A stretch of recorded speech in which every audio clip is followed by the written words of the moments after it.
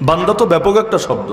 বান্দা মানে তো শুধু একজন দুজন না, বান্দা মানে তো খালি আব্বা আর আম্মা না, বান্দা মানে তো খালি বউ আর বাচ্চা না, বান্দা মানে তো খালি পাড়া প্রতিবেশী না, বান্দা মানে তো শুধু সিটি স্টোরে যারা থাকে শুধু তারাই না। বান্দা তো এত একটা ব্যাপক শব্দ। আল্লাহ রসুলও তো বান্দা, সাহাবায়ে কেরামও তো বান্দা, আমাদের পূর্বসূরীরাও তো বান্দা, এমনকি ফেরেশতারাও তো বান্দা। তো আল্লাহ ছাড়া যত ধরনের বান্দা আছে, এই বান্দার হকের ব্যাপারে কি করণীয় ছিল আর কি করছি আমরা, এটার ব্যাপারে মৌলিক কিছু ধারণা দেওয়ার চেষ্টা করবো, এরপর আলোচনার ইতি টানবো ইনশাআল্লাহ। এক নম্বরে আসেন রাসূলুল্লাহ সাল্লাল্লাহু আলাইহি ওয়াসাল্লামের শানে। আল্লাহ রসুলের শানে যেই হকের ব্যাপারে আমরা অধিকাংশ মানুষ গাফলতির শিকার, সেটা হলো আল্লাহর নবীর নামে বলতে মুখে বাঁধে না। যতটা না বিশুদ্ধ হাদিস বলে তার চাইতে বেশি জাল হাদিস, বানোয়াট হাদিস, ভিত্তিহীন হাদিস চালায় নবীজির নামে, এই সংখ্যাটা বাঙালি সমাজের মধ্যে একেবারে কম না। মাইয়াকুল আলাইয়া মা লাম আকুল ফালিয়াতাবাওয়া মাকাদাহু ফিন্নার। আল্লাহ রাসূল সাল্লাল্লাহু আলাইহি ওয়াসাল্লাম বলেন, যেই ব্যক্তি আমার নামে এমন কোন কথা চালাবে যেই কথা আমি নবীজি বলি নাই, আমি বলি নাই কিন্তু আমার নামে চালাচ্ছে, কথা সত্য না মিথ্যা, কথাটা সুন্দর না অসুন্দর, এটা নিয়ে আলাপ না। নবী বলছেন আমি বলি নাই এমন কথাকে যে চালাবে আমার নামে, ফালিয়াতাবাওয়া মাকাদাহু মিনান নার, সে যেন নিজের ঠিকানা জাহান্নামে বানিয়ে নেয়, জাহান্নামের আবাসকে নিজের আবাসস্থল হিসাবে গ্রহণ করে নেয়। অপরাধ কি? অপরাধ এটাই, নবীজির নামে এমন কিছু বলেছে যেটা বাস্তবে নবী বলেন নাই। হ্যাঁ, আপনি বলতে পারেন কথা যদি সুন্দর হয় তাহলে জাহান্নামে কেন যেতে হবে, সুন্দর কথাই তো বলেছে। আরে ভাই, কথা সুন্দর কি অসুন্দর সে আলাপ পরে, নবীর নামে যদি প্রত্যেকেই যা মনে চায় তা বাজারে আনার এই পথ যদি একবার খুলে দেওয়া হয়, দুদিন পর কোনটা যে আসল ইসলাম, কোনটা নকল ইসলাম, কোনটা যে ইসলামী শরীয়ত, নবীজির সুন্নাত, দ্বীনে আদর্শ, আর কোনটা পরবর্তীতে উদ্ভাবিত বেদাতীদের বিভিন্ন আধুনিক মতবাদ, পার্থক্য করবে কি দিয়ে? আজ তো আমরা পার্থক্য করি হক আর বাতিলের মধ্যে কোরআন আর সুন্নাহ দিয়ে। এখন যদি প্রত্যেকে নিজের থেকে সুন্নাহ হাদিস নিজের মতো করে বানোয়াট রচনা করে ফেলতে পারে, দুদিন পর মানদণ্ড কি থাকবে? কিভাবে বুঝবেন আপনি সঠিক না আমি সঠিক, ওই দল সঠিক না এই দল সঠিক? সিডি স্টোরের একরকম আমল চলছে, ভালুকে আরেক রকম আমল চলছে। কোন আমলটা নবীজি করেছেন, কোন আমলটা সাহাবীরা করেছেন, কোন আমলটা ইসলামের মানদণ্ডে উত্তীর্ণ, পার্থক্য করবেন কিভাবে? এজন্য কোরআনের মধ্যে যেমন আয়াত বাড়ানো যাবে না, কমানো যাবে না, আল্লাহ নবী যা বলেছেন ব্যাস, এরপর নবীর নামে একটা কথাও যতই সুন্দর হোক নতুন করে চালানো যাবে না। যদি চালায় সেটা মূলত ইসলামের উপর আঘাত হবে, যদি চালায় সেটা মূলত আল্লাহর নামেও মিথ্যাচার হবে। কেন? কারণ নবী নিজের থেকে বানিয়ে কথা বলেন না। নবীজি যা বলেন, ওয়া মা ইয়ানতিকু আনিল হাওয়া ইন হুয়া ইল্লা ওয়াহয়ু ইউহা, সূরা নাজম আয়াত 3 এবং 4।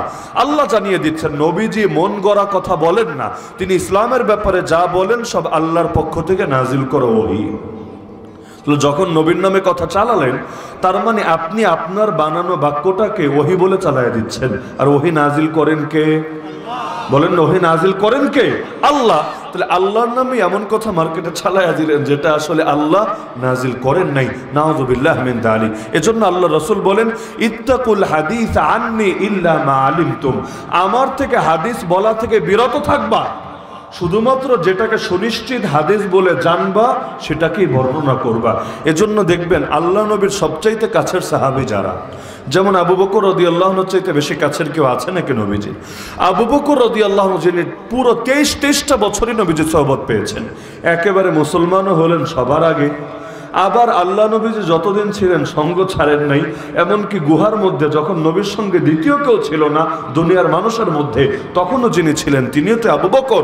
এই যে প্রতিটা ক্ষেত্রে নবীর সঙ্গে থাকলেন, দরকার ছিল তার বলা হাদিসের সংখ্যা সবার চাইতে বেশি হবে, কারণ যার সান্নিধ্য বেশি তার অভিজ্ঞতাও বেশি, তার স্মৃতিও বেশি। একজন মানুষ এই মাদ্রাসায় ভর্তি হয়ে 1 ক্লাস পড়লো, আর একজন এই মাদ্রাসায় ভর্তি হয়ে 16 বছর পড়লো। আমাকে বলেন যে 1 বছর পড়লো আর যে 16 বছর পড়লো, উভয়ের স্মৃতি কি সমান হবে না বেশ কম থাকবে? যে যেই পরিমাণ সময় বেশি কাটাবে তার স্মৃতির ভান্ডার তত বড় হবে। আবু বকর রাদিয়াল্লাহু আনহু নবীজি যেই পরিমাণ সান্নিধ্য পেয়েছেন, দ্বিতীয় কে পেয়েছে? তো দরকার ছিল আবু বকরের বলা হাদিসের সংখ্যা সবচাইতে বেশি হবে, কিন্তু দেখা যাচ্ছে সবচাইতে বেশি হাদিস বর্ণিত হয়েছে কার থেকে? সাহাবী আবু হুরায়রা রাদিয়াল্লাহু আনহুর থেকে, যিনি মাত্র 3টা বছর নবীজি সোহবত পেয়েছেন, মাত্র 3 বছর। 3 বছর সোহবত পেয়ে যদি প্রায় 5,500, 5,200-ও বেশি, তো প্রায় ৫,৫০০-এর কাছাকাছি হাদিস যদি মাত্র ৩ বছরের সোহবতে বয়ান করেন, তাহলে আবু বকর রাদিয়াল্লাহু আনহু তো ৬৩ বছরের সোহবত, অথবা ওটা আগেরটা বাদ দিয়ে বললেও ২৩ বছরের সোহবত, তাহলে তার বলা হাদিসের সংখ্যা তো অন্তত ১৫,০০০, ২০,০০০, ২৫,০০০, ৩০,০০০ হওয়া দরকার ছিল, কিন্তু আসলে কয়টা? কারো কারো মতে মাত্র ২৬টা। সারা জীবন বসে তিনি যে হাদিসগুলো বলেছেন ডাইরেক্ট যেটা তার নামে চলে, আন আবি বকর রাদিয়াল্লাহু আনহু قال قال রাসূলুল্লাহ সাল্লাল্লাহু আলাইহি ওয়াসাল্লাম, মাত্র ২৬টা। যদি সংখ্যাটা আরো কিছু বাড়েও কিছু কমেও, তারপর এটা তো নিশ্চিত থাকবে যে আবু হুরায়রা যা বলেছেন এর তুলনায় বহুত কম, বহুত কম, বহুত কম। কেন? যার হওয়া দরকার ছিল বেশি, তার কম কেন হলো? এমনকি আব্দুল্লাহ বিন মাসউদ রাদিয়াল্লাহু আনহু আল্লাহ নবী সাল্লাল্লাহু আলাইহি ওয়াসাল্লামের খাদেম ছিলেন। আব্দুল্লাহ বিন মাসউদ পর্যন্ত এক একটা হাদিস বলতে গেলে এই পরিমাণ ঘেমে যেতেন, এই পরিমাণ পেরেশান হয়ে যেতেন, মনে হতো যেন বিশাল বিপদ ঘটে গেছে। কেন ভয় পেতেন? কারণ শুধু এটা নিয়ে চিন্তা করতেন, না জানি নবীজির নামে এমন কোনো শব্দ বলা হয়ে যায় যেটা নবীজি বলেন নাই, হাদিস বলতে গিয়ে একটু বেড়ে যায় বা একটু কমে যায়, যদি এটা হয় না জানি আমারও জাহান্নামে যেতে হয় নবীজির নামে কথা বাড়িয়ে বলার কারণে। এ কারণে অনেক সময় দেখা যেত সাহাবীরা একটা কথাকে কথা হিসেবে বলতেন, নবীর দিকে অনেক সময় নিসবত করতেন না। কেন? বড় ভয় লাগতো। শুধু সেটাই নিসবত করতেন যেটা সুনিশ্চিত জানেন আসলে নবীজি ঠিক এটাই বলেছেন, এভাবেই বলেছেন, এই কথাটাই মেন করেছেন। এগুলো আল্লাহ নবীজির থেকে বলতেন। তো সাহাবী হওয়ার পরও তারা হাদিসের ব্যাপারে কত সতর্কতা অবলম্বন করতেন। আর আমরা এক একটা গ্রামে গেলে কয়েক হাজার জাল হাদিসের লিস্ট বের করতে পারবেন, কয়েক হাজার, যা নবীর নামে চলে অথচ নবী জিন্দেগিতেও বলেন নাই। এমনকি এগুলো শুধু আঞ্চলিকভাবে চলে তা না, পুরো জাতীয়ভাবেও চলে। এমন এমন কথা চলে যেটা নবীজি বলেন না। দেশপ্রেম ইমানের অঙ্গ, শোনেন নাই জীবনে? শুনেছেন। কি হিসাবে? আল হাদিস হিসাবে। যদি বলা হতো না এমনি একটা কথা হিসাবে, তাহলে সেটা নিয়ে আমি পয়েন্ট তুলতাম না, কিন্তু নিচে লেখে আল হাদিস। তো আল হাদিস যখন লিখলেন, কিতাবের রেফারেন্স দেন। আপনি তো আর নবীর থেকে নিজ কানে শোনেন নাই, শোনা সম্ভব না। নবী গেলেন কবে? আপনি দুনিয়া জন্ম নিলেন কবে? তাহলে এটা জানলেন কিভাবে? আল হাদিস নবীজি বলেছেন। কোন কিতাবে আছে? নাম বলেন। বুখারীতে না মুসলিমে, আবু দাউদে না তিরমিজিতে, না সাইতে না ইবনে মাজায়, মুয়াত্তা মালিকে না মুয়াত্তা মুহাম্মাদে? আর কিছু বলতে পারবে না। পারবে কেমনে? কোনো রেফারেন্সে নাই। Made in Bangladesh. তো মেড ইন বাংলাদেশ যদি হয়, আর এর আরবি একটা টেক্সট আছে হুব্বুল ওয়াতানি মিনাল ঈমান, তো এটারও ধরলাম মেড ইন আরাবিয়া হোক না, কিন্তু আল্লাহ রাসূল থেকে তো আসে নাই। যেটা আসে নাই সেটারে বানাবেন কিভাবে? দেশপ্রেম ইমানের অঙ্গ। শুনতে তো মজাই লাগে, কিন্তু আমারে বলেন তো কয় নাম্বার অঙ্গ?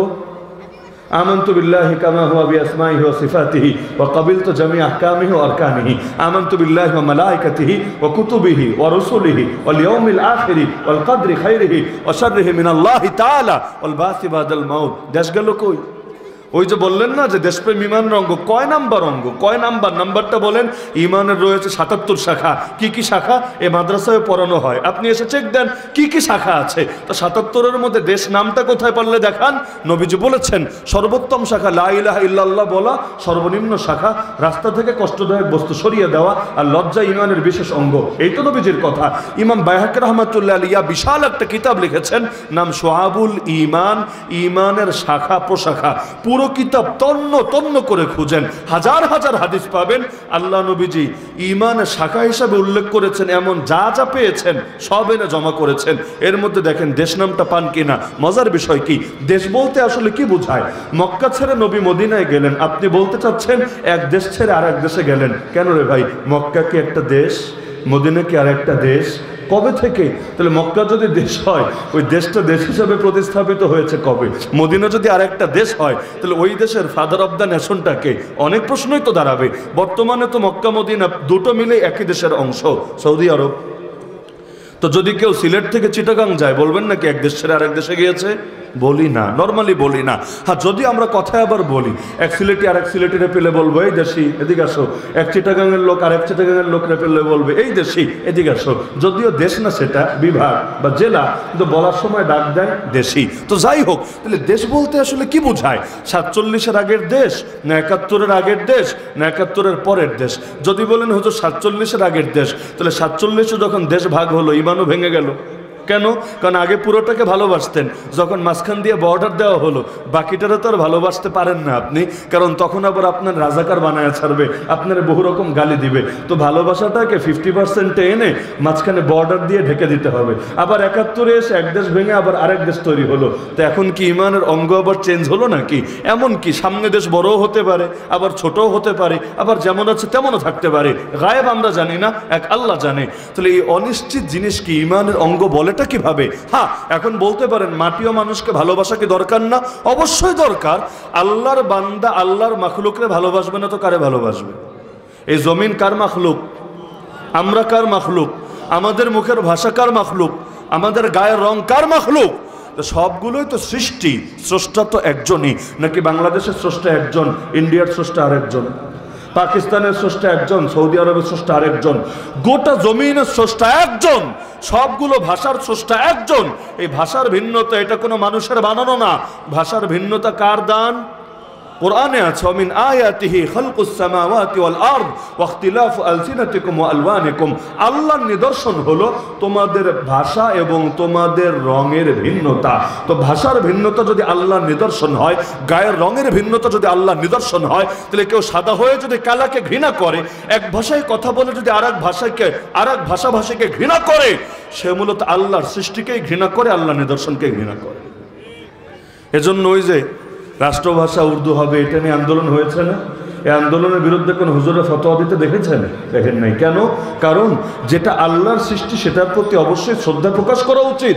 আল্লাহর সৃষ্টিকে কোণঠাসা করে একজনের উপর আরেকটা চাপিয়ে দেওয়া এটা মোটেও উচিত না, বরং পুরোটাই অনুচিত। তো মাটির ক্ষেত্রেও মুসলমান সে আল্লাহর গোটা জমিনটাকেই ভালোবাসে। কুনতুম খায়রা উম্মাতিন উখরিজাত লিন-নাস, তোমরা শ্রেষ্ঠ জাতি, তোমাদেরকে বিশ্বের সমস্ত মানুষের জন্য সৃষ্টি করা হয়েছে, সমস্ত মানুষের জন্য বের করে আনা হয়েছে। আরে সেই মানুষটা বাংলাদেশেই থাকুক আর আমেরিকায় থাকুক, সৌদিতেই থাকুক আর আফগানিস্তানেই থাকুক, সে যদি কালেমা পড়ে সে আমার ভাই, সে আমার ইমানের ভাই, তার পাশে দাঁড়ানো আমার নৈতিক দায়িত্ব।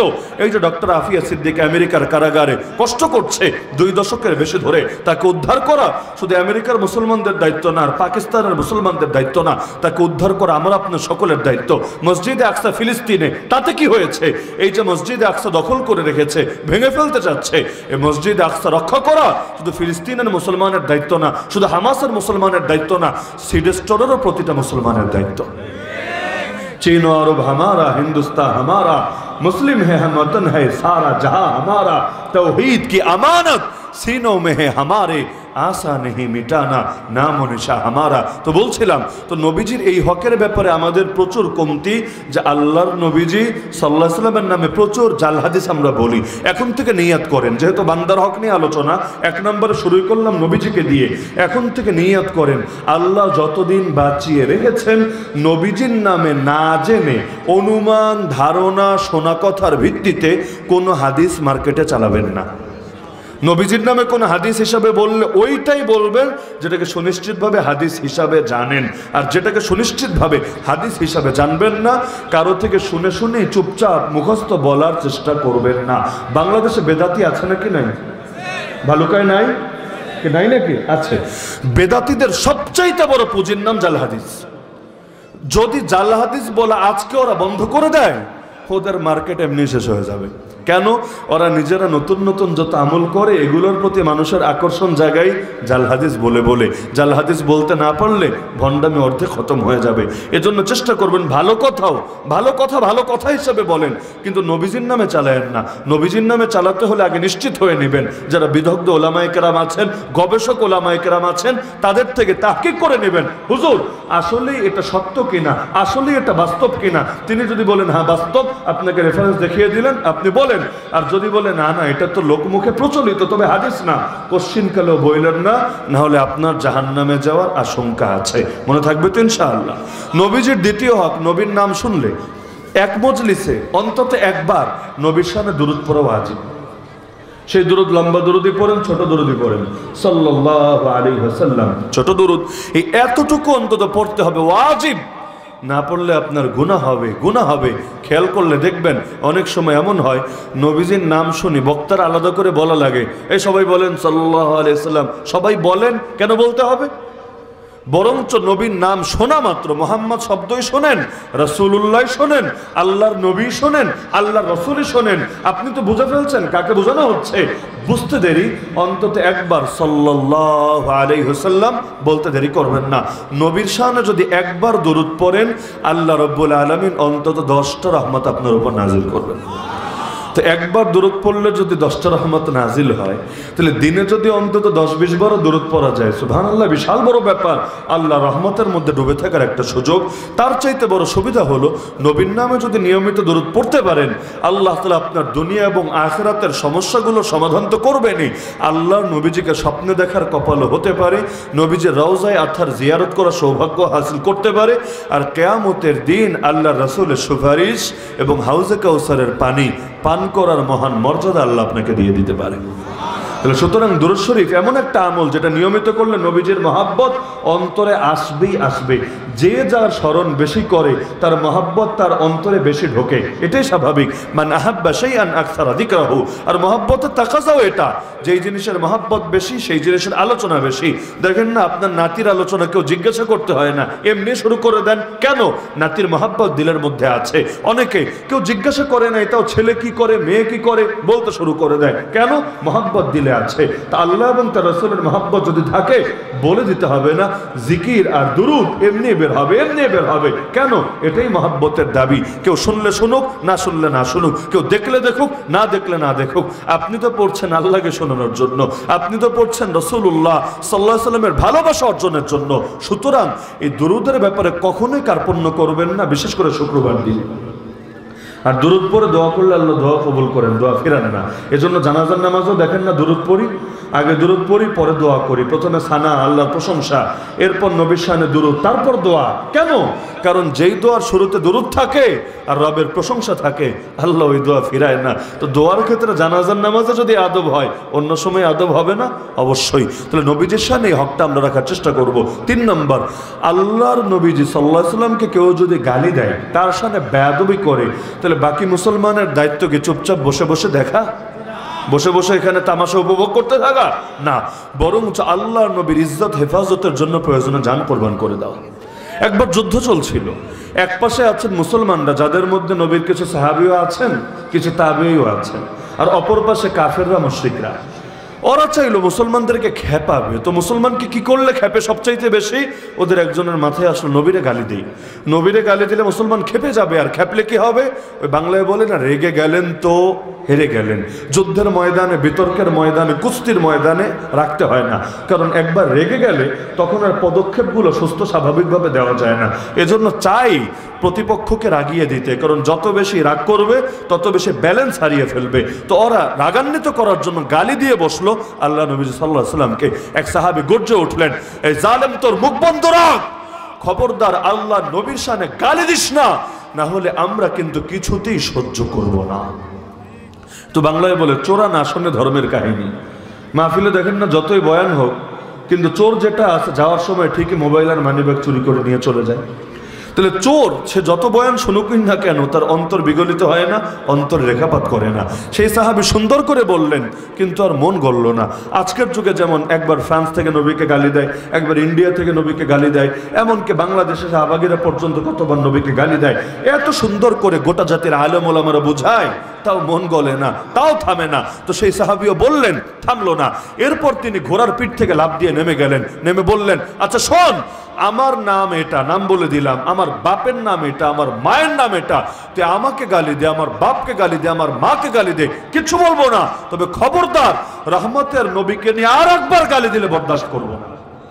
তবুও সেই জালেম তাকে কিছু বললো না, তার বাবাকে কিছু বললো না, তার মাকে কিছু বললো না, আবারও নবীরে গালি দিতে শুরু করলো। সে ছিল বাহিনীর মাঝামাঝি, মানে সামনেও প্রচুর পরিমাণ তার আর্মির সদস্য আছে, ডাইনে বামে পেছনে সব দিকে আছে।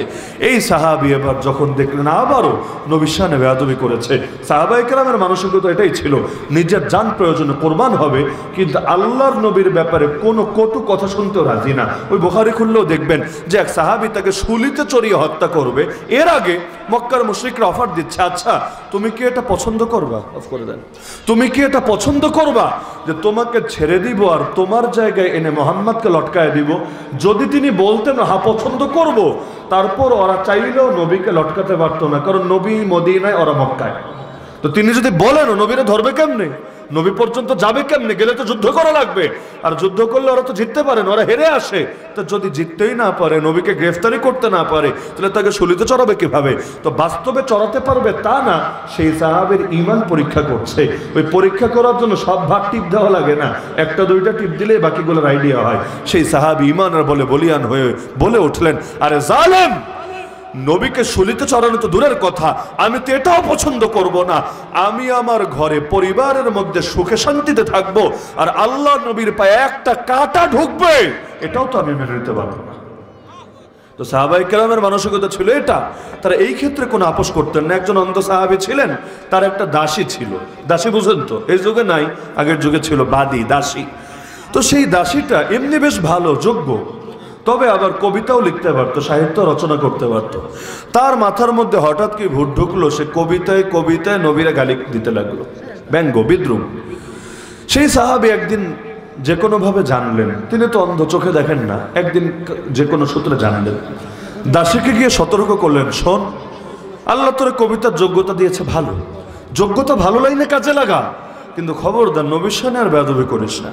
কিন্তু মহিলা, তার মাথায় কি ঢুকেছে আল্লাহ ভালো জানে, সে চিন্তা করেছে কি আর করবে আমার মনিব, সর্বোচ্চ একটু বকাঝোকা দিবে, একটু মারধর করবে, এর চাইতে আর বেশি কি হবে। মনের ঝাল আগে মিটায় নেই, পরেরটা পরে দেখা যাবে। আর আবু জাহাল আবু লাহাবদের নেক নজর পেলে দুনিয়ায় খুব ভালো থাকা যাবে, ইত্যাদি ইত্যাদি আজিব আজিব চিন্তা করে আবারও নবীরে গালি দিতে লাগলো। সেই সাহাবী যখন জানলেন, মনে মনে যা নিয়াত করার করে ফেললেন, কিন্তু তিনি তো চোখে দেখেন না, তিনি গিয়ে এই দাসীটারে কিভাবে সাহায্য করবেন? যদি তিনি একটা ছুরি নিয়েও যান, তিনি তো চোখে দেখেন না, দেখা যাবে মারবে কিন্তু আর গায়ে লাগবে না, কিন্তু দাসী এসে যদি মারে উল্টা তার জন্য রিস্ক হয়ে যাবে। তাহলে কি করা যায়? তিনি অপেক্ষায় থাকলেন কখন ঘুমাবে।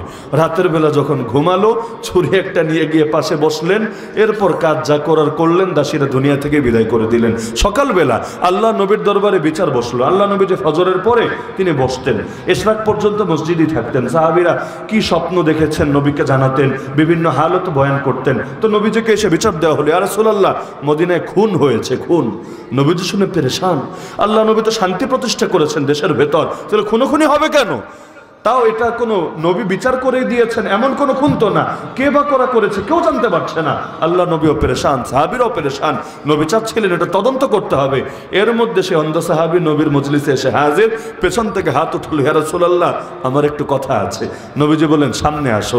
সামনে গিয়ে বলেন, ইয়া রাসূলুল্লাহ, আমি নিজের হাতে আমার দাসীকে দুনিয়া থেকে বিদায় করেছি, তবে ব্যক্তি স্বার্থে না। সে আপনাকে গালিগালাজ করতে, এটা আমি সহ্য করতে পারি নাই।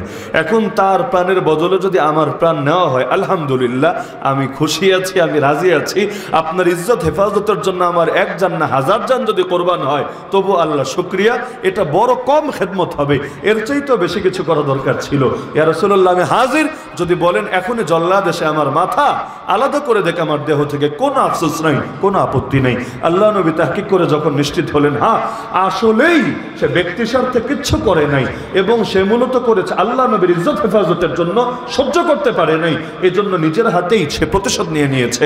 আল্লাহ নবী বললেন, যাও, তোমাকে মাফ করে দেওয়া হলো, দামুহা হাদার, এই দাসীর রক্তকে আমি মূল্যহীন ঘোষণা দিলাম, লা ইয়ান্তাতিহু ফি আনাজান, এবং এটা এমন একটা স্পষ্ট মাসালা যেই ব্যাপারে দুটো ছাগলও গুতাগুতি করবে না। তাহলে এটা যদি প্রত্যেকে নিশ্চিত হন যে আল্লাহ নবীর ইজ্জত হেফাজতের চাইতে দামি কিছু হতে পারে না, তা আল্লাহ নবীর ইজ্জত রক্ষার জন্য মুসলমান প্রয়োজনে জান কোরবান করবে, এটা হারানোর কিছু থাকবে না।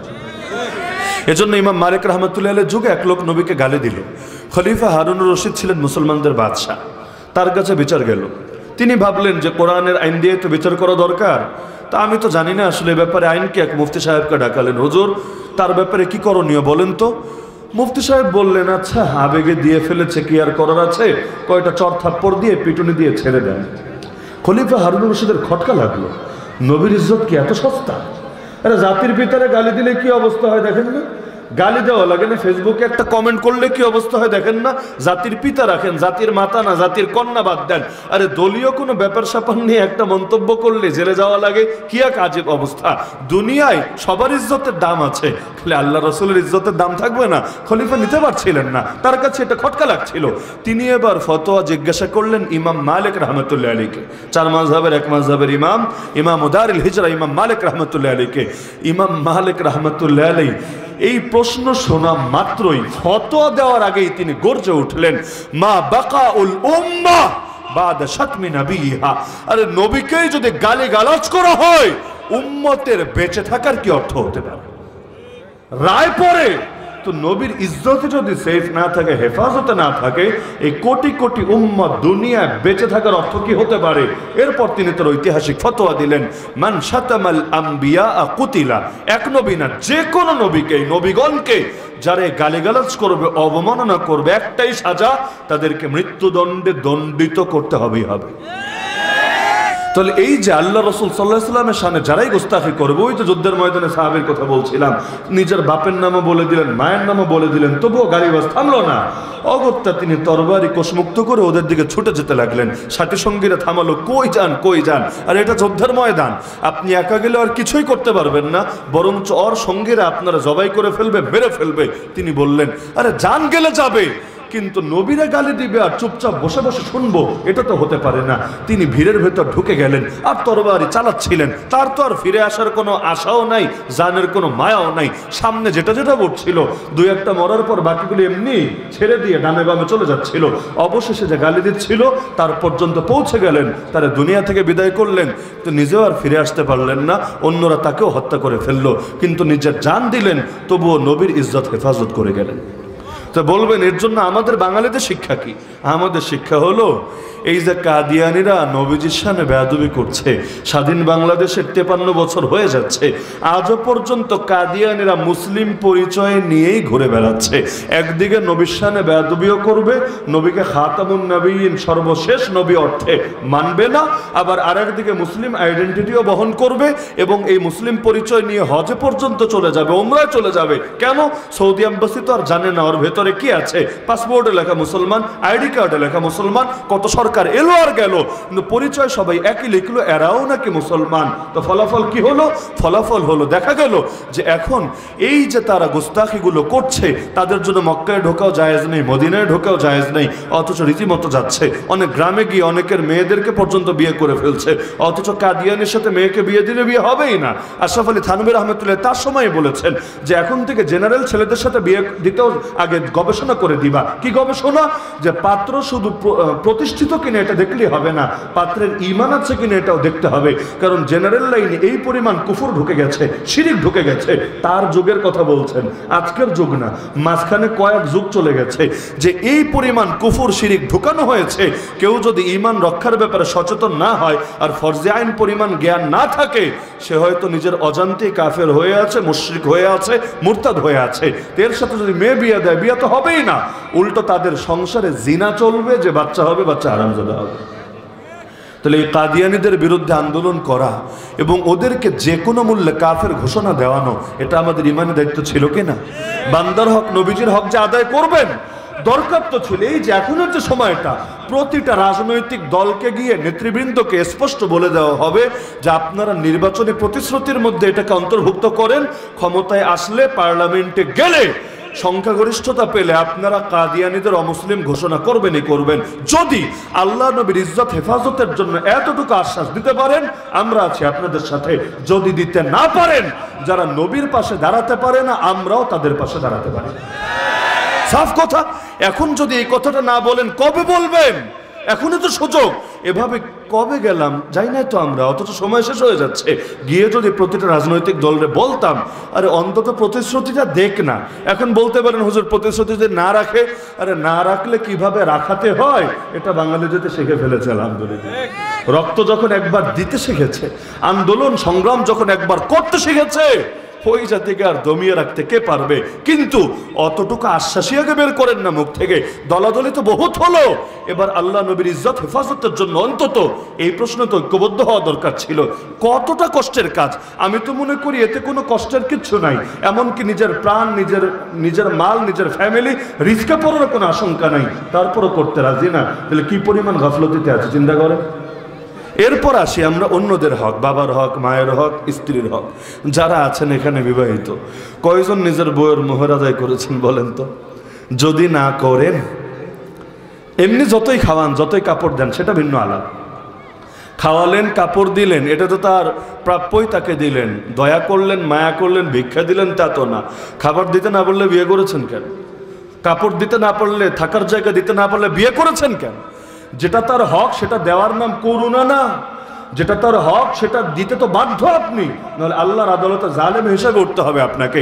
কিন্তু মোহরানা তো আলাদা হক, এটা কাপড়েরও বিকল্প না, এটা থাকার জায়গারও বিকল্প না, এটা খাবারেরও বিকল্প না। বরঞ্চ তাকে যে বধূ বানিয়ে ঘরে তুললেন, এটা হলো তার সম্মাননা। তিনি যে আপনার প্রস্তাবে রাজি হলেন, এটা হলো তার জন্য তার একটা সম্মাননা, যে সম্মাননা আল্লাহ তাআলা অবধারিত করে দিয়েছেন। এটাও একটা ঋণ, এটাও একটা ঋণ। তো দুনিয়ায় অন্য ঋণ না দিলে যেমন ধরা খাওয়া লাগে, বউয়ের মোহর না দিলে জায়গা মতো ধরা খেতে হবে। অপশন তিনটা।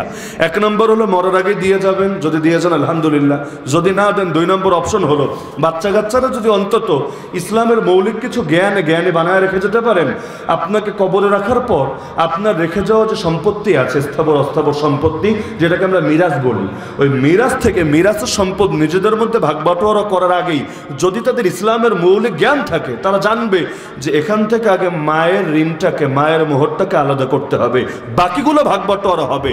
কিন্তু মায়ের ঋণ সেটা 1 লাখই হোক, 10 লাখই হোক, যা নির্ধারণ করেছিলেন, আগে এটাকে আলাদা করে পৌঁছে দিতে হবে। যদি দেন, এরপর বাকিটা বন্টনের কথা আসবে। যদি না দেন, তাহলে আপনার জন্য, আপনার বাচ্চারা কি হলো, এর চাইতে বড় ঝামেলায় তো আপনি ফেসে গেলেন কবরের মধ্যে। 3 নম্বর অপশন, হাসরের ময়দানে আপনার বউ যদি আপনারা ক্ষমা করে দেয়, আলহামদুলিল্লাহ, আল্লাহ মাফ করে দিবে। তো যদি জায়গা মতো ধরে বসে, ধরবে না কি গ্যারান্টি আছে?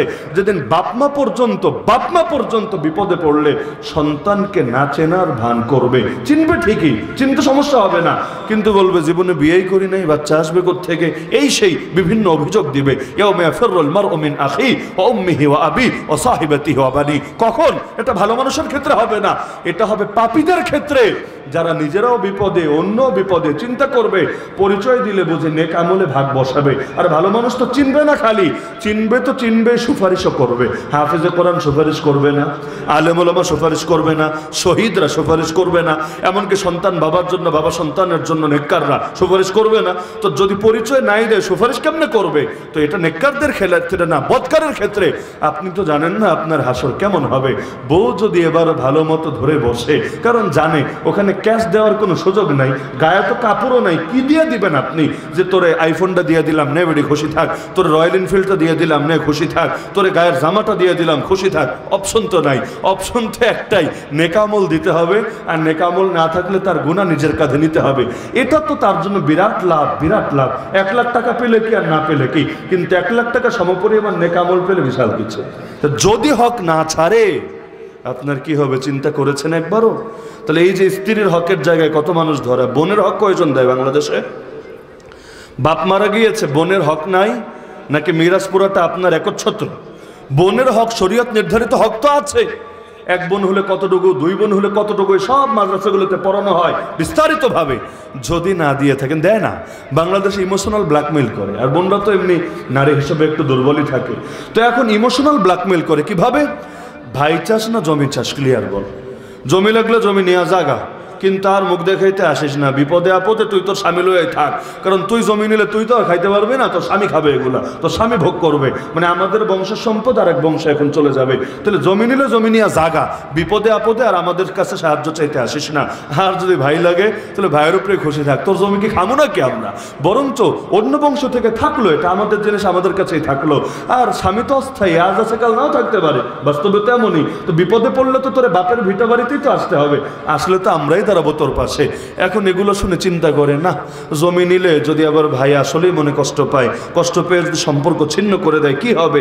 আর বিপদ আপদ তো আসতেই পারে জীবনে, বলে কয়ে আসে না, কত কিছুই তো হয়। যেমন বিগত দিনে তো গুমও হয়, আয়না ঘরেও ঢোকে, ক্রস ফায়ারও দেয়, মানে কপালে যে কখন কি নেমে আসে আল্লাহ ভালো জানে। আর যারা রাজনীতি করেন তাদের বউরা কয়জন আরামে ঘুমোতে পারে আসলে? কারণ বাংলাদেশে রাজনীতির পরিবেশ এমন নষ্ট হয়েছে, রাজনীতি করা মানেই আপনার প্রতিহিংসার শিকার হতে হবে, রাজনীতি করা মানেই মিথ্যা মামলা খেতে হবে, রাজনীতি করা মানেই হুদাই আপনারা জেলে যেতে হবে। এগুলো করাই লাগে, না করে কিচ্ছু করা যায় না এখানে। তাহলে এই যে দেখা যাচ্ছে বোনের হকটা মেরে দিল, যদি 1 বিঘত পরিমাণ জায়গাও মারে, কিয়ামতের দিন এটার জন্য আল্লাহ যে সাজাটা দিবেন ওটা সহ্য করার মতো ক্ষমতা কোনো বাপের বেটার আছে? সম্পদের চাইতে, সম্পদের তো যে কোনো লাইন, এই যে যারা দোকানদারি করেন না, 1 টাকা করেও যদি মানুষের মারেন, 1 টাকা বেশি না, মাত্র 1 টাকা। কিভাবে? ওই ফ্লেক্সি লোডের হিসাবগুলো আজকাল দেয় এমনি, 39 টাকায় অফার, 99 টাকায় অফার, 79 টাকায় অফার, মানে সব 1 টাকা বাকি রেখে দেয়। কিসের জন্য? একটা শয়তানি। পরবর্তীতে এখন 1 টাকা দিবে কিভাবে? কিছু কিছু দোকানদার আলহামদুলিল্লাহ সচেতন, তারা হয়তো কয়েন রাখে, না পারলে অন্তত চকলেট রাখে, দিয়ে দেয়, ভাই নাও। এখন কারো মনে চাইলে নেয়, না মনে চাইলে না নেয়, কিন্তু দেওয়াটা তার দায়িত্ব। নিবে কি নেবে না কাস্টমারের বিষয়। 1 টাকা নিয়ে আসলে করবে কি? না নিলে কাস্টমার না নেয়। কিন্তু তুমি যদি নাই দাও আর তোর মনে যদি এই 1 টাকার জন্য একটু কষ্ট থাকে, কি অবস্থা হবে? এই যে বিকাশ যারা ব্যবহার করেন না, বিকাশে কিন্তু কয়েক মাস পর পর সুদ আসে, যদিও জানেন না, কয়েক মাস পর পর সুদ আসে। যদিও বিকাশে টাকা রাখেনি কয় টাকা, যা সুদ আসবে হয়তো 8 আনা, 4 আনা, 1 টাকা, 2 টাকা, 2.5 টাকা। এই টাকা দিয়ে কিচ্ছু হয় না এই সমাজে। বাংলাদেশে ভিক্ষুকরাও 5 টাকা দিতে 5 টাকার নিচে দেওয়া যায় না। 2 টাকা দেন, ভিক্ষুক মুখটারে একেবারে হুতুম কাচার মতো বানিয়েছে, মানে সে বেইজ্জত ফিল করছে আপনার কাছ থেকে। তাহলে ভিক্ষুকে যদি 5 টাকা নেয় কম কম, এমনকি আপনি বাসে পর্যন্ত ঢাকায় 10 টাকার নিচে ভাড়া নেই। এই স্ট্যান্ড থেকে ওইটা ওই স্ট্যান্ডে নামবেন 10 টাকা, আর রিক্সায় তো 20 টাকার নিচে ভাড়াই নেই। এদিকে আছে কিনা আমি জানি না, বহু এলাকায় 20 টাকার নিচে নেই। পা দিবেন ব্যাস আপনার 20 টাকা দিতে হবে। তাহলে সেখানে 1 টাকা 2 টাকা তো আসলে কিছুই না, কিন্তু 1 টাকা 2 টাকাও সুদ যে আসলো আপনার বিকাশে, আর কাস্টমার কেয়ারে কল করে অফ করা যায়, আপনি করলেন না। এই যে এতটুকু সুদ যে আপনার কাছে আসলো, আপনি আর গ্রহীতা হলেন, কিয়ামতের দিনে 1 টাকার গজব সহ্য করার ক্ষমতা কারো আছে? একটা নারী, সুন্দরী নারী সামনে দিয়ে হেঁটে যাচ্ছে, তাকালেন, কয় সেকেন্ড? 5 সেকেন্ড, 10 সেকেন্ড, 30 সেকেন্ড, কি এমন মজা পেলেন? মানে জীবনের কি লাভটা হলো? তো কিয়ামতের দিন আল্লাহ রাব্বুল আলামিন ধরে আপনার চোখের মধ্যে যখন জ্বলন্ত সীসা ঢেলে দিবে, কে আছেন সহ্য করতে পারবে? ফেসবুক চালাচ্ছেন, এমনি বিজ্ঞাপন একটা আসলো, দেখলে কে জানবে? বাপেও টের পাবে না, মায়েও টের পাবে না, সমাজের কেউ খারাপও বলবে না। ইউটিউবে ওয়াজ শুনতে ঢুকলেন, এখন তো এমন এক সিস্টেম, যাই শুনতে ঢোকে নাকি বেডি নাচানাচি করবে 5 মিনিট। কেন? এইটাই তাদের সিস্টেম, এই অ্যাডসেন্স থেকে ওদের ইনকাম হবে। এই যে শুরুতে এসে নাচানাচি করলো, চাইলে আর যেতে পারতেন, গেলেন না, বরং ওই সামান্য দেখলেন। কি লাভ হলো জীবনে? দুনিয়ারও লাভ হয় নাই, কিন্তু আখিরাতে এর জন্যই আল্লাহ যখন সাজাটা দেবে, ওই সাজা সহ্য করার ক্ষমতা কারো নাই। গীবত, গীবত আর ঘিভাত শব্দ দুইটাও কাছাকাছি। গীবত, ঘিভাত। ঘিভাত খেতে যেমন ভারী মজা, গীবত করতেও তো ভারী মজা। কয়জন মানুষ এখানে যদি কয়েক হাজার লোক থাকে, একজন বলতে পারবে যে হুজুর জীবনে কোনোদিন গীবত করি নাই? সম্ভব? ইমাম বুখারী রাহমাতুল্লাহ আলাইহি নিজের ব্যাপারে বলেছেন, মাগতাবতু আহাদান মুনযু আলিমতু আন্নাল গীবাতা হারাম। যেদিন জেনেছি গীবত করা হারাম, সেদিন থেকে এই আমি ইমাম বুখারী কোনোদিন কারো গীবত করি নাই। কত বড় সৌভাগ্যের ব্যাপার! কারণ গীবত যে করলেন না, যার যার করলেন, গীবত করার দ্বারা তার জানের ক্ষতি হয় নাই, মালের ক্ষতি হয় নাই, কিন্তু ইজ্জতের যে ক্ষতি হলো, সম্মানের যে ক্ষতি হলো, যেই দোষ আল্লাহ গোপন করে রেখেছিল আপনি যে প্রকাশ করে দিলেন, কিয়ামতের দিন এই পাওনাদারও কিন্তু এসে হাজির হবে। তুই না আমার ইজ্জত নষ্ট করেছিলি, এবার দে, আমার বিনিময় দে। যতক্ষণ পর্যন্ত সে ক্ষমা না করবে, আল্লাহ আপনাকে ক্ষমা করবেন না। এক জীবনে কত হাজার মানুষের গীবত করেছেন, হিসাব আছে? আরে দুনিয়ায় কারো হক নষ্ট করলে তার কাছে গিয়ে ক্ষমা নিতে হয়, না হলে আল্লাহ ক্ষমা করে না। কয়জনের থেকে ক্ষমা নেবেন বলেন? কার গীবত বাকি রেখে আমরা? মসজিদের ইমাম বলেন, মাদ্রাসার হুজুর বলেন, এলাকার ময় মুরব্বী বলেন, নিজের বাপ বলেন, নিজের মা বলেন, গীবতরে তো কোনো গীবতই মনে হয় না। আরে রাস্তাঘাটে ধরবেন একটারে, কিরে ভাই মানুষের দোষ চর্চা কেন করছে? বলবো হুজুর যা সত্য তাই তো বলছি। আরে পাগল, যা সত্য তা বলার নামে গীবত, আর যা মিথ্যা তা বলার নাম অপবাদ। অপবাদ তো আরেক গুনাহ, আর গীবত আরেক গুনাহ। গীবত মানেই হলো কারো কোনো দোষ আছে, আছে নাই তা না, আছে, কিন্তু এই দোষটা আপনাকে বলার অধিকার কে দিয়েছে? আপনার নিজের দোষ কম আছে? অন্যরে মাপি আমরা, কিন্তু প্রত্যেকে যদি নিজের দিকে নিজে তাকাতাম, আমাদের প্রত্যেকের এই পরিমাণ গুনাহ জমা আছে। যদি গুনাহের দুর্গন্ধ থাকতো, মানুষ আমাদের দুর্গন্ধ অতিষ্ঠ হয়ে লাথি মেরে এলাকা থেকেই বের করে জঙ্গলে চলে যেতে বাধ্য করত। আল্লাহ হেফাজত করেছে।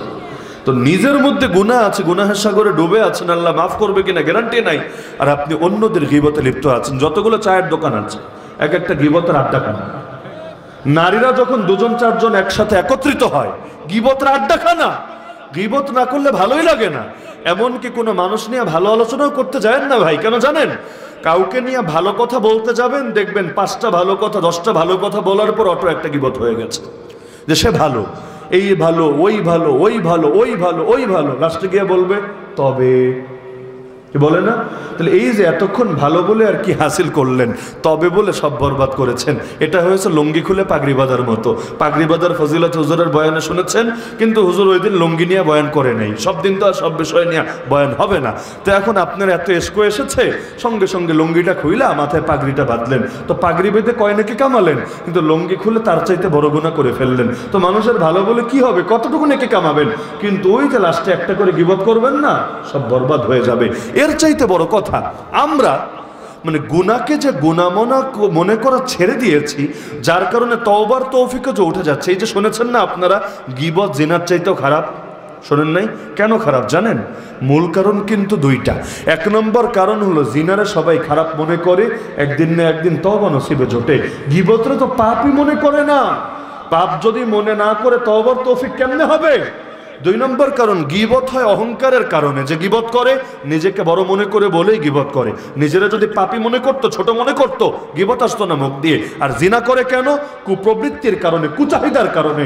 কুচাহিদা শাহওয়াত গুনাহ, আবার হলো অহংকার গুনাহ।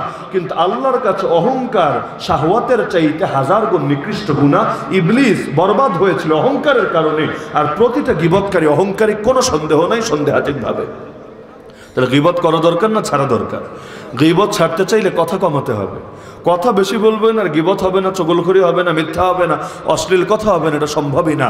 কথা যত কম বলবেন জান্নাত তত সহজ হবে, কথা যত বেশি বলবেন জাহান্নাম তত সহজ হবে। বুখারীতে হাদিস আছে, ওয়াহাল ইয়াকুব্বুন নাসা ফিন নারি আলা উজুহিহিম আও ক্বালা আলা মানাখিরিহিম ইল্লা হাসাইদু আলসিনাতিহিম।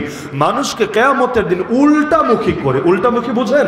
মাথা নিচে পা উপরে, উল্টামুখী করে জাহান্নামে নিক্ষেপ করবে তাদের মুখের ফালতু কথাবার্তা। যেই কথা দরকার ছিল না তাও বলেছে, বলে বলে যে জান্নাতকে বরবাদ করেছে। এখন এই কথার কারণে তাকে জাহান্নামে যেতে হবে। এজন্য নবী এই কথার এতটা গুরুত্ব দিয়েছেন। নবী বলেছেন, উম্মত 2টা জিনিস যদি হেফাজতের গ্যারান্টি দিতে পারো, আমি তোমাদের জন্য জান্নাতের গ্যারান্টি দিয়ে দিচ্ছি।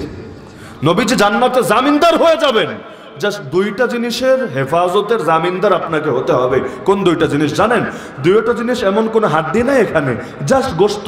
কিন্তু এটাই এতটাই ভয়াবহ, আপনার জান্নাতকে বরবাদ করে ছাড়ে। নবী বলেন, মাইয়াদমান লি মা বাইনা লাহিয়াইহি ওয়া মা বাইনা রিজলাইহি। একটা অঙ্গ হলো যেটা 2 চোয়ালের মাঝে, অর্থাৎ জিহ্বা। আর দ্বিতীয় অঙ্গ হলো যেটা 2 পায়ের মাঝে, অর্থাৎ লজ্জাস্থান। নবী বলেন, উম্মত আমার জন্য এই জিহ্বা লজ্জাস্থান হেফাজতে জামিনদার হও, আমি তোমার জন্য জান্নাতে জামিনদার হয়ে যাব। তাহলে নিয়ত করে ফেলেন ইনশাআল্লাহ, জিহ্বাটারে আমরা নিয়ন্ত্রণ করবই করব। লজ্জাস্থান তো নিয়ন্ত্রণ করবেনই, ওটা অনেকে পারে, কিন্তু জিহ্বা নিয়ন্ত্রণ করতে খুব কম মানুষ পারে। যারা হাতুস সিনানি লাহাল তিয়াম ওয়ালা ইয়ালতামু মা জারাহাল লিসানু। অথচ জিহ্বার আঘাত হাতের আঘাতের চাইতে, বর্ষার আঘাতের চাইতে বড় খতরনাক। এই এক জবান দিয়ে কত মানুষকে অপমান করলেন, এক জবান দিয়ে কত গীবত করলেন, কত শিকায়ত, কত চগলখড়ি, কত কোটনামি, কত মিথ্যা, কত অশ্লীল কথা বললেন। এগুলো যদি মাপা হয় গুনাহের পাল্লায়, সেদিন যে গুনাহের পাল্লা ভারী হবে নাকি নেকের পাল্লা, এটাই তো চিন্তার বিষয়। আর কথা বলতে চাইলে ভালো কথা বলেন, ইলমের কথা, দাওয়াতের কথা, জিকিরের কথা, বেশি বেশি জিকির করেন। হ্যাঁ, আমাদের বুজুর্গরা অনেক সময় অনেক আমল দেয়, 1.5 লাখ বার এটা পড়বা, 2 লাখ বার এটা পড়বা। আগে ছোটবেলায় এগুলো মনে হতো যে একটু বাড়াবাড়ি, এত দরকার কি। তো পরে গিয়ে আমার মনে হলো যে এটা থেকে আর কোনো ফায়দা হোক বা না হোক, একটা হবে যে বেচারার মুখটা একটা বিশেষ কাজে ব্যস্ত থাকবে। আর মুখ যখন ওই কাজে ব্যস্ত থাকবে, অন্তত ওই টাইমে তার হাত পা দিয়েও গুনাহ হওয়া সম্ভব না। কারণ মুখ দিয়ে ডাকবে আল্লাহরে আর হাত দিয়ে গুনাহ করবে, এটা কিভাবে? বিবেকও তো মানবে না। তাহলে এই সবসময় মুখে আল্লাহর জিকির থাকার বড় সুবিধা তো এটা, আল্লাহ একটা জান্নাতে জীবন দান করবেন ইনশাআল্লাহ। তো যেইগুলোকে মানুষ গুনাহ মনে করেন, এটা বেশি খতরনাক। এই যে আপনারা যারা আছেন, বেশিরভাগের বাসায় টিভি আছে না? টিভি কি নাই মনে হয়? প্রায় বেশিরভাগের আছে। এমনকি চায়ের দোকানেও টিভি রাখে, না হলে কাস্টমার আসে না। চা খেতে আসবে কিন্তু টিভি লাগবে। এই এক টিভির বেলায় শুধু এটা চিন্তা করেন যে টিভির আর কোনো ক্ষতি থাক বা না থাক, এই ক্ষতিটা তো আছেই আছে। সেটা হলো আত্মমর্যাদাবোধ এবং গায়রতকে নষ্ট করে ছাড়ে। বলবেন আত্মমর্যাদাবোধ কি আর গায়রত কি? এই যে স্বামী স্ত্রী একসাথে বসে যে টিভি দেখেন, টিভির মধ্যে নায়কও দেখা যায়, নায়িকাও দেখা যায়, নাচতেও দেখা যায়, আরো খারাপ কিছুও দেখা যায়। এখন তো এমন এক যুগ, এক ফ্যামিলি বসে একসাথে টিভি দেখবে, ওই পরিবেশও নেই, পরিবেশ বহু আগে খতম হয়েছে। এই যে আপনি বসা, আপনার পাশে আপনার বউ একটা পরপুরুষকে দেখছে, যেই পরপুরুষ আপনার চাইতেও বেশি হ্যান্ডসাম, বেশি সাজুগুজু করে এসেছে, আর স্মার্ট ভাবে তাকে উপস্থাপন করা হয়েছে। আবার আপনি আপনার বউয়ের পাশে বসে আরেকটা নষ্টা ভ্রষ্টা অশ্লীলতায় লিপ্ত এক নিকৃষ্টা নারীকে দেখছেন। তো এই যে দুজন বসে যে টিভিটা দেখছেন, এর দ্বারা উভয়ের ভেতরে যে লজ্জাবোধ আছে, গায়রত আত্মমর্যাদাবোধ আছে, খতম হয়ে যাচ্ছে। ফলাফল কি হবে জানেন? এখন তার বউরেও কে দেখে না দেখে, কি মন্তব্য করে না করে, কি ভাবে না ভাবে, এগুলো কিছুই মনে হয় না।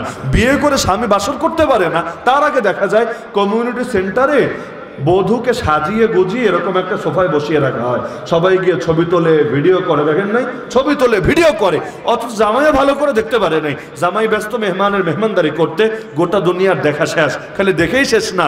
আরে তার সাথে কেমন মানিয়েছে, আরে তার জায়গায় যদি সে হতো কেমন মানাতো, অথবা অমুকের বউটা বেশি সুন্দর, নেইটা বেশি সুন্দর, এর কি কি কমতি আছে, আর কি কি বেশি আছে, অথবা উল্টা। এগুলো নিয়ে গবেষণা শুরু হয়ে গেছে। এই যে যারা ফেসবুকে বউলোকে ছবি দেয়, এখন তো বউ বেচাও খায়, কাপল ব্লগ, মানে আজিবাগ ফাইজলামি। যদি অন্তত ছবিটাও দেয়, এটা চিন্তা করা দরকার। এই যে বন্ধুগুলো যে আপনার বউরে দেখছে, কোন নজরে দেখছেন?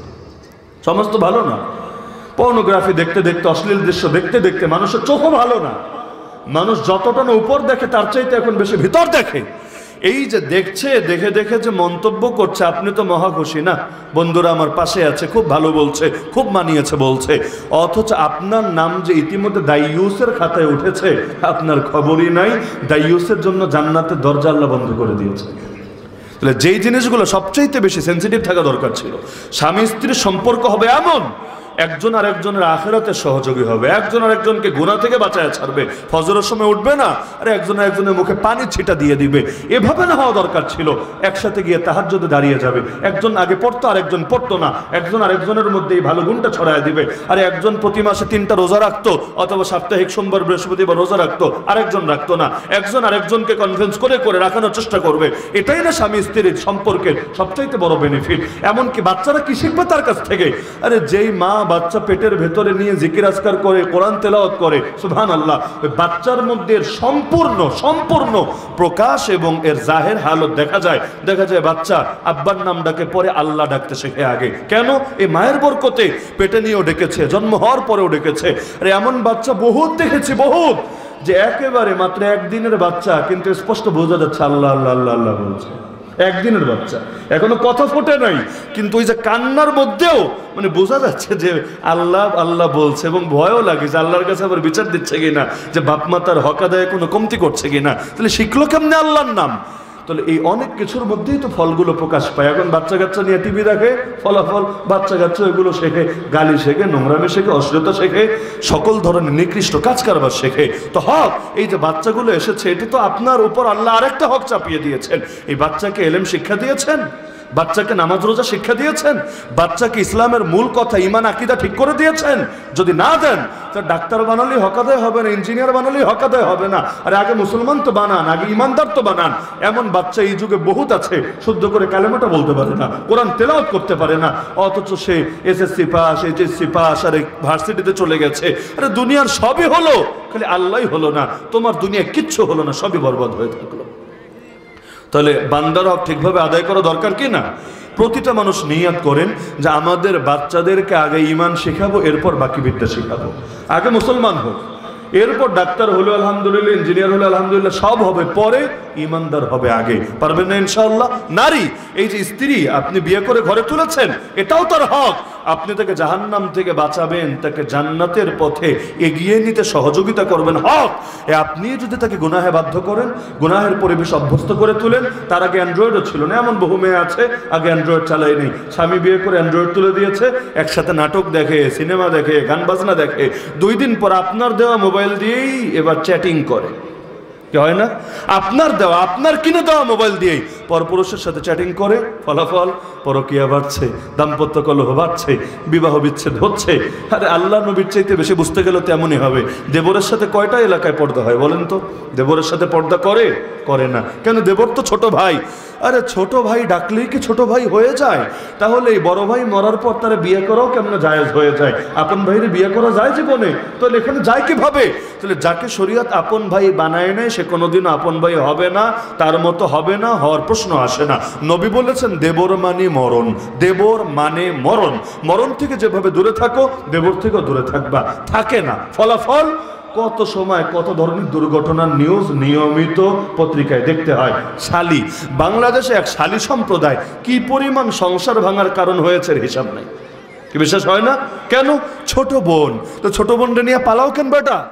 ছোট বোনের সাথে আবার খারাপ কাজের খবর কেমনে বের হয়? তার মানে যাকে শরীয়ত ছোট বোন বানায় না, ছোট বোনের প্রতি তো কামনা আসবেই না। এখানে আসে কিভাবে? তার মানে এখানে শরীয়ত ডিঙ্গিয়ে ভালো বুঝতে গেলে এমন হবে, নবীর স্ত্রীর চাইতে ভালো কোনো মহিলা পাওয়া সম্ভব এই দুনিয়াতে? সম্ভব? আল্লাহ নবীর ঘরে অন্ধ সাহাবী আসলো, নবী বললেন ওই ভেতরে যাও, ভেতরে যাও তোমরা। নবীর স্ত্রী হবা কে রাসূলুল্লাহ কি বলেন? ও তো অন্ধ, আমাদের দেখবে না।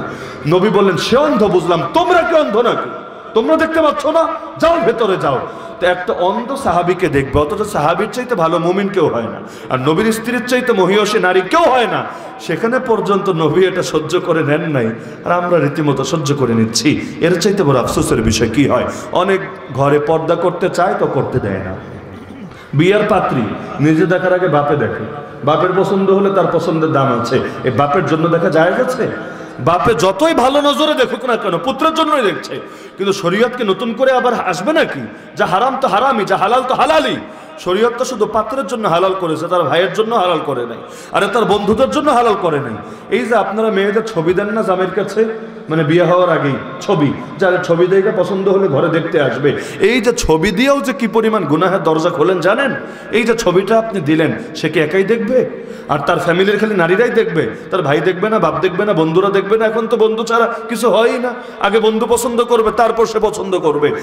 এমনকি বিয়েটা যদি নাও হয় ছবিটাকে ডিলিট করবে? কি গ্যারান্টি আছে? যদি না করে যতদিন তার এখানে থাকবে, এমনকি মেয়ের বিয়ে দিলেন অন্য জায়গায়, এরপরও তার নজর পড়বে, বিভিন্ন কামনা বাসনা তার অন্তরে আসবে, এই পাপের দায় কে নিবে? আপনি নিবেন বাপ হিসাবে? নিজের মেয়েরে পর্দা করালেন, কিন্তু এই যে এক জায়গায় এসে তার পর্দা নিজের হাতে জবাই করলেন, কি জবাব দিবেন আল্লাহর সামনে? নিজের মেয়ের সঙ্গেও তো সততা ধরে রাখতে পারলেন না। এজন্য বান্দা হিসাবে প্রতিটা বান্দার হক আদায় করতে হবে। বাংলাদেশে বাপ মায়ের হক নিয়ে বহুত বয়ান চলে, সন্তানের হক নিয়ে বয়ান চলে না। জানেন না? বাপ মায়ের হক নিয়ে বহুত বয়ান চলে, অবশ্যই চলা দরকার, আরও হবে, কিন্তু সন্তানেরও হক নাই। কি সন্তানের হক নাই? যদি সন্তানের হক সবাই ঠিকভাবে আদায় করত, আজকে এত নষ্ট আর ভ্রষ্ট দিয়ে সমাজ ভরে যেত না। যতগুলো বেহায়া মেয়ে আছে ওদের বাপ নাই, ওদের অভিভাবক নাই, অবশ্যই আছে, থাকলে তারা কি হকটা আদায় করেছে? যদি আদায় করত, তাহলে অভিভাবকরা যদি সচেতন হতো, গোটা বাংলাদেশের অশ্লীলতা অন্তত 50% একদিনে কমে যেত। অভিভাবকদের দায় তো প্রতিটা ক্ষেত্রে আমাদের এরকম দায়ের শেষ নেই। এজন্য আমার অনুরোধ থাকবে প্রত্যেকের কাছে, সময় যেহেতু কম, লম্বা চড়া আলাপ সম্ভব, প্রত্যেকের কাছে সেটা হলো কার কি হক আছে। প্রত্যেকেরই হক আছে, আলেমেরও হক আছে, এলাকার প্রতিবেশীরও হক আছে, বাবা মা ভাই বোন পাড়া প্রতিবেশী সবার হক আছে। প্রত্যেকের হকগুলো জানার চেষ্টা করবেন ইনশাআল্লাহ। পারবেন না ইনশাআল্লাহ? পারবেন না ইনশাআল্লাহ? আর জেনেই শেষ না, বরং জানবেনও এবং পালনও করবেন।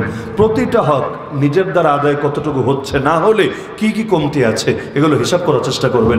যত মানুষের পয়সা মেরে খেয়েছেন, যত মানুষের গীবত করেছেন, প্রত্যেকের থেকে ক্ষমা নেবেন। যদি বলেন হুজুর এটা তো আমার সাধ্যের বাইরে, এই পরিমাণ নষ্ট করে ফেলেছি, ওগুলোর ব্যাপারেও করণীয় আছে।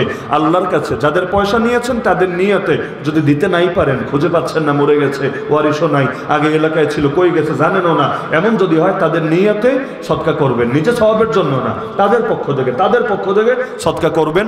আর যাদের ইজ্জত নষ্ট করেছেন তাদের জন্য ক্ষমা চাইবেন, আল্লাহ তোমার এই বান্দাটাকে মাফ করে দাও, আমি তার যে হক নষ্ট করলাম এ উসিলায় তুমি তার দিলটারে আমার ব্যাপারে সন্তুষ্ট বানায় দাও, আল্লাহ সন্তুষ্ট বানায় দাও, যাতে করে এটা তার জন্য রহমত হয়ে যায়, বরকত হয়ে যায়, এবং তোমার নৈকট্য পাওয়ার মাধ্যম হয়ে যায়, এবং এগুলো পেয়ে খুশি হয়ে সে আমার হকটা মাফ করে দেয়। পারবেন তো ইনশাআল্লাহ? আল্লাহ সবাইকে তৌফিক দান করুন।